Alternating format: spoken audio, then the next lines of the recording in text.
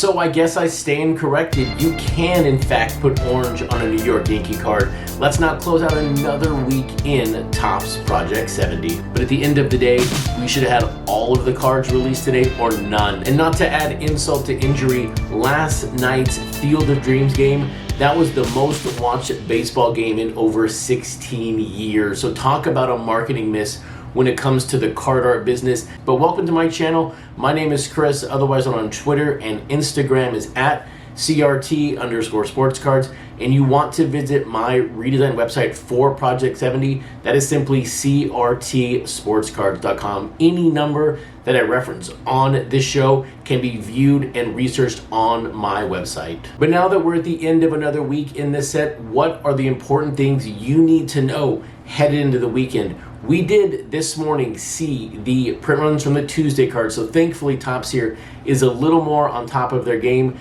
That Bo Jackson by Chuck Styles, which was my card of the day on Tuesday, was the #1 selling card, just beating out the Fernando Tatis by Fucci. Both cards coming in over 1,700. The third and fourth place cards were, of course, the Blake Jameson, Chris Bryant, and then the F. Yankees card. The Yankees card beat out the Bryant, but those four print runs were very, very strong. And when you factor in the Monday cards, those print runs were also very strong. So we're off to a very, very strong week when it comes to the sales velocity in Project 70. We'll see where the Wednesday cards land. I was not personally sold on the Wednesday cards as a group, so we'll see if any of those go under 1,000. But the same thing cannot be said around the Field of Dreams cards that were supposed to have been released yesterday on the Topps website, but unfortunately we only got that one Keith Shore card. And an artist today in the Facebook group used an important word, and it was a word I was afraid was going to happen with these cards. Jacob Rochester posted up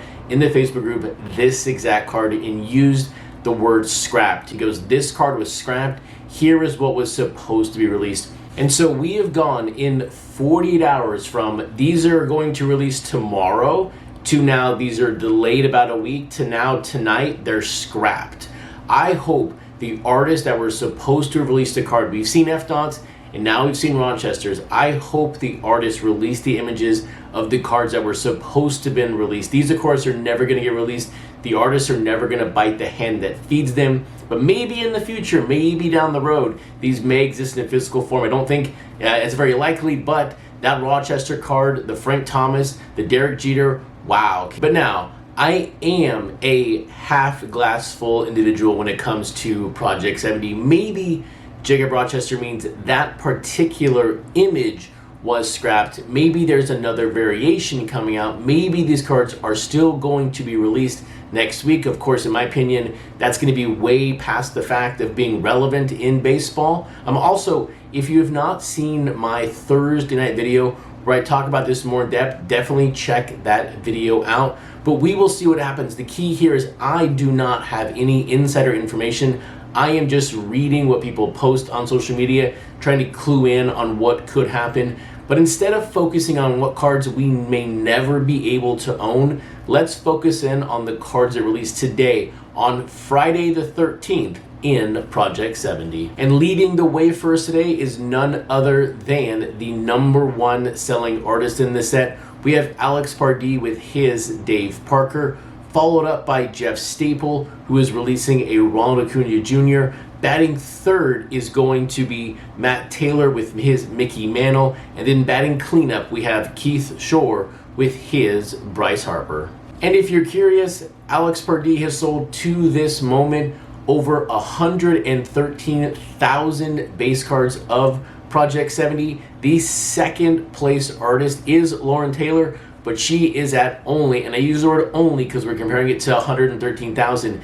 She's at 51,000, so that shows right there just what kind of grip Alex Pardee has on the fan base of this set. But here we have Dave Parker. You can make the quick connection, of course, to Friday the 13th, but it's actually a lot easier than that. And I thought Alex Pardee would take us down a deeper road with this card because it is Dave Parker's first card. But no, This card just goes back to June 30th, 1978, the day after he had a home plate collision and broke his cheekbone and his jawbone. He just shows up to the field with this face mask on. He of course ditches it later for a football helmet, but this is just a very, very easy Alex Pardee card to release. We'll see if it sells over 10,000, but the question is this card a no hat card or is it a hat card? And for some now, that decision will be very easy, but for me at this exact moment, it's not, because of what I've said around masks. Masks on cards like that,